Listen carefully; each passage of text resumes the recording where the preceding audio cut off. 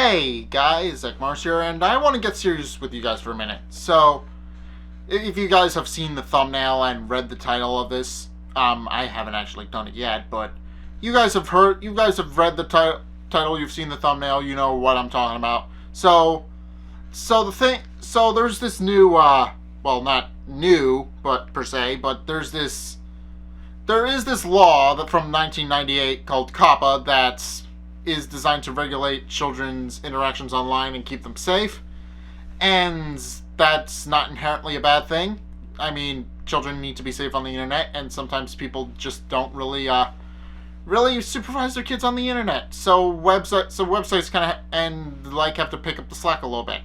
But yeah, recently they decided to update the law to incorporate YouTube and YouTubers into it, and that's less good-ish. I'll explain. So the thing about COPPA is that it was supposed to be revised in 2023, but people started to complain about YouTube, probably a combination of parents not wanting to be parents and treating us YouTubers as their kids' personal babysitters, and YouTube's policies to try and make videos more advertiser friendly. They kind of meshed in a really weird way that kind of made a lot of people want to sit up and take notice and say, "Hey, COPPA, FTC, you should probably take a look at this site. It may not be safe for kids." And, well, here's the thing. Technically speaking, YouTube has been COPPA compliant for years, since the platform launched many years ago. They actually have been doing a fairly good job of regulating what is and isn't kids content on the platform. The main reason they got into trouble, though, is because they decided to brag about how COPPA compliant their site was. So they wound up paying a fine for that, because they said, "Hey, our website is safe for kids," but then you look at video YouTubers like Tira Grace and Rusty that Superforge, and you realize that, yeah, maybe not. So YouTube got in trouble for that, and also because because of how their advertising system works. What they do is that they actually collect information about you based on what you watch and what you like, and give you targeted advertisements based on that. So it's kind of like if you Google something on Google, you're most likely to find an ad for that in YouTube or on the YouTube platform or in a YouTube video or something like that. And while it is a great way to do marketing, even if it's not entirely ethical, it does come into question, because there are a lot of kids on the platform who are lying about their age, because, as I said, parents don't want to be parents.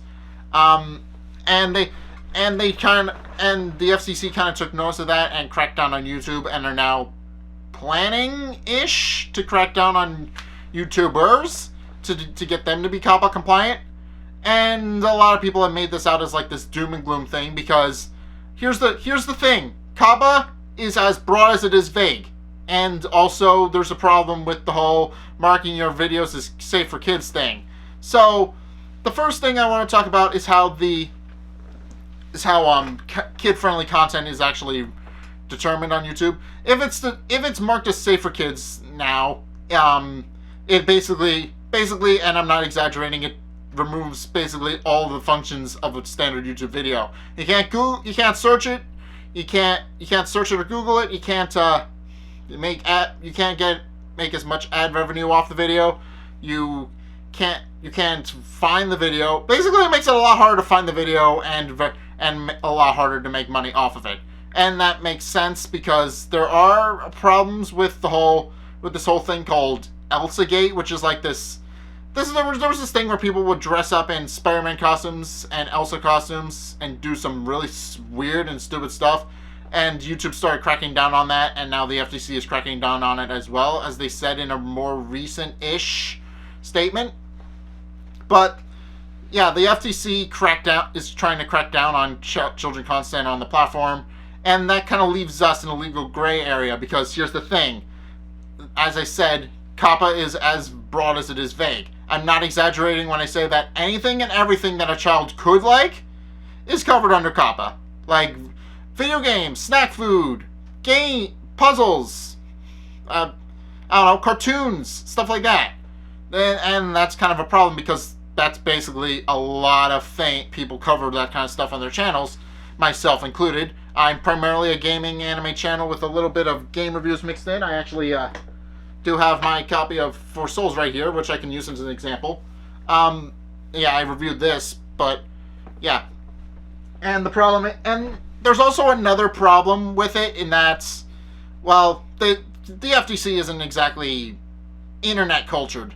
They don't understand internet culture like at all, so they don't really know what adults might like. And now some adults will enjoy a show that's made for kids. For example, Steven Universe and Mao Mao. They're technically targeted at kids, but they tackle some mature themes head on, and yeah, adults kind of come to watch those shows. But yeah, the thing about COPPA is that it's just like, it might ruin a lot of people's channels, but then again, as I'm going to go into in a minute, it might not, because as I said, the FTC actually came out with an addendum to their little speech the other week about how they plan to actually change. They didn't, well, not change. There are open comments for it, and to the point where a lot of YouTubers have already covered it at this point, sent them the FTC's way, and it caused the website to actually crash because they got so many comments. But yeah, the FTC came out with an addendum-ish about how they're not really going to go after all content, and mainly just stuff that seems like it would be targeted at kids. And people are trying to make money off of that and using targeted ads. So they're mainly going after that kind of stuff, at least to my knowledge. I'm not a lawyer, so I wouldn't know what exactly it is they're planning or how to proceed to give legal advice on it. But the thing about the FTC and COPPA law is that they're going to be going after YouTubers, and if they feel that your video isn't COPPA compliant, you could get fines up to $42,000 per video. So yeah, that's kind of a problem. But then again, as I pointed out, they are mainly going after the videos that are kind of kid compliant. That aren't being COPPA compliant, but are very clearly targeted at kids. Although, again, there is a legal gray area with that, because there are like content on YouTube that is designed to be like this. There's video games and content on YouTube that's designed to be subversive of the whole this is child friendly thing. For example, Don't Hug Me, I'm Scared. It's a very popular web series, a very short little web series of about 6 episodes, about the dangers of child television. That's mainly what it's about. Without going into details or analysis and all that, because that would be like a very complicated topic to go into in a video that's not about. I don't know. If you guys want to see me talk about Don't Hug Me, I'm Scared, I might do a video on that. But yeah, there are games and shows that are kind of in a legal gray area. As I said, Don't Hug Me, I'm Scared is kind of supposed to look like it's a child-friendly show, but then you actually watch it, and it becomes evident that's supposed to be a satirical look at what child programming can do to an individual. Because the whole message behind Don't Hug Me, I'm Scared, regardless of what theories you believe or not, is that Don't Hug Me, I'm Scared is about the dangers of a message being corrupted by the individuals behind it. So yeah, it's a very controversial subject that's covered in the style of a kids show that gets very dark very quickly as the episode progresses. But yeah, and then there's also games like, and I speak from personal experience, Conker's Bad Fur Day, which I did do a Let's Play on a while ago. I don't remember where the iCard is, but I'll probably link it up here somewhere, up there or up there, I don't remember. But the thing about Conker's Bad Fur Day is that's designed to look like all those child-friendly platformers you played as a kid, and then it goes very off the rails very quickly, and it's a very disturbing and vulgar game. And that's as I put it. If you're old enough, I recommend watching it. But it is a very, very different game than what you might be used to. But yeah, as I said, there are things that definitely fall into a legal gray area. Like the whole point of Five Nights at Freddy's is that it's like this game about child-friendly animatronics, but the message gets a little bit corrupted because behind the scenes there's plots of serial killers who are way too obsessed with trying to bring animatronics to life, and the corporate underbelly behind it that doesn't really care.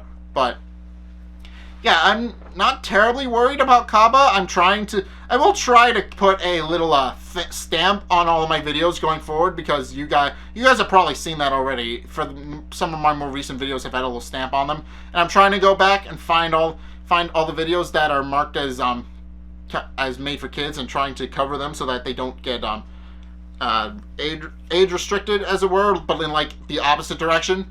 So I'm trying to make sure that they don't get marked as made for kids, and making sure that they don't get marked as made for kids in the future.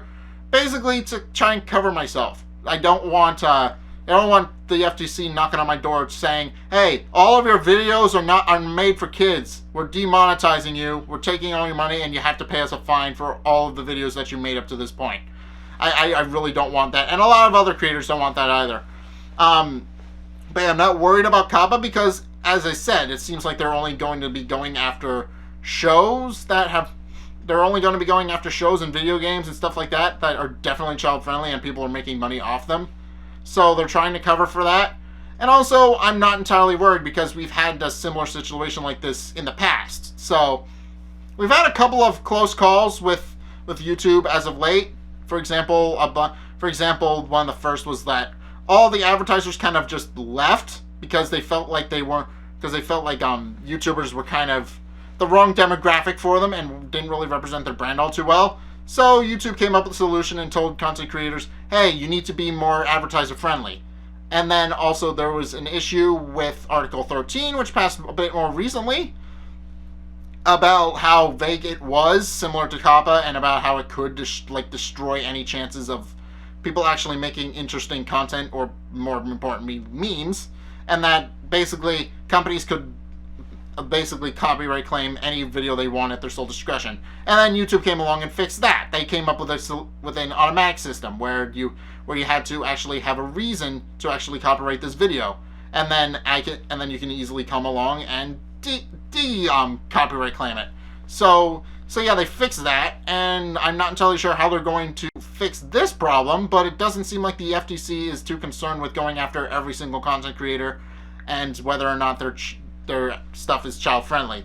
But it does seem like there are going to be some exceptions to the rule, like, for example, stuff that falls into a legal gray area, like Conker's Bad Fur Day or Don't Hug Me, I'm Scared. But for the most part, it doesn't seem like it's the big doom and gloom thing that all the YouTubers seem to be covering nowadays. So yeah, COPPA doesn't seem like it's going to be that big a deal. I don't know if it will be or not. It might be, but we'll see in January, because that's when it gets passed. Fortunately now some of the bigger YouTubers are starting to cover it, either on Twitter or in their own personal channels, and are covering why it's a big deal. But for the most part, most people just don't seem to be concerned, and I can't say I blame them, because it doesn't really seem like the FTC is that concerned with ruining people's lives. It doesn't seem like that's what they're trying to do with this new addition to the law. It seems like they're just trying to backpedal and make sure that everything that should be COPPA compliant is, and everything that is child friendly is marked as such. So that's mainly what they seem to be doing. But yeah, that's just my 2 cents on the whole COPPA FTC situation. I don't think it's going to be as bad as people think it is, but we'll see. It passes in January, so if I'm not here by New Year's, you'll know why. But anyway, thank you guys so much for watching. If you enjoyed, be sure to like, comment, and subscribe. Also, be sure to follow me on Facebook and on Twitter in the description below. And also, check out my Patreon description below as well. I definitely need it if COPPA is to be believed, so be sure to check that out in the description below as well. It's only a couple bucks a month. It really helps me out, and it gives you guys access to a bunch of cool perks that you can not only show off to your friends, but it also makes me obligated to scratch your back for scratching mine. So be sure to check those out in the description below as well. But anyway, thank you guys so much for watching, and until next time, I will see you guys in the next video. Peace!